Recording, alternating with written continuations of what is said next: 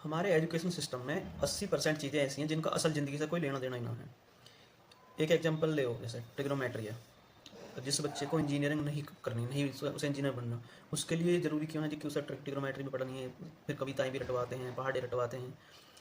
वही 2 सेकंड में आदमी ढूंढ लेगा गूगल पे। इतिहास की तारीखें याद क्यों करवाते हैं? इतिहास की तारीख रटो, लेकिन यह नहीं बताते कि वो घटनाएं क्यों हुई और उनसे क्या क्या सीखना चाहिए। जो इतिहास में घटना हुई है, युद्ध हुए हैं या किस किस का साम्राज्य आया है, उनसे क्या सीखना चाहिए, इस बारे में नहीं सिखाते। बस उन्हें तारीखें न रट लो।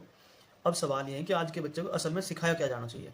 क्योंकि अगर हम बोल रहे हैं कि ये गलत पढ़ाई जा रही है, तो हम ही तो ये बताएंगे कि अगर होना चाहिए तो क्या बदलाव होना चाहिए।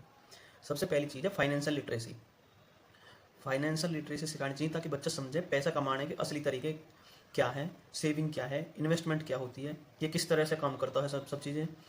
डिजिटल स्किल, जैसे दूसरी चीज़ है डिजिटल स्किल, जैसे कोडिंग करना, वीडियो एडिटिंग, कंटेंट क्रिएशन, ये वे चीज़ें हैं जो आज के ज़माने में करियर बनाती हैं। तीसरी मेंटल हेल्थ, अगर बच्चा स्ट्रेस में है तो उसे बाहर कैसे निकालें, ये भी सिखाना चाहिए। लेकिन ये सब कोई नहीं पढ़ाता।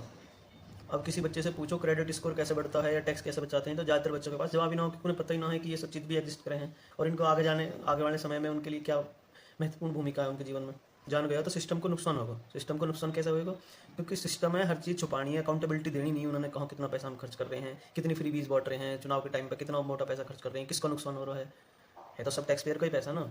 इसीलिए ये सब चीज़ सिस्टम इसी तरह से रखा गया है कि लोग कम पढ़े लिखे हों और लोगों के प्रति जो हमारे नेतृत्व कर रहे हैं, हमारे नेता हैं जो बैठे हैं इस सिस्टम को चलाने के लिए, जो उनकी कोई जवाबदेही नहीं हो भविष्य में।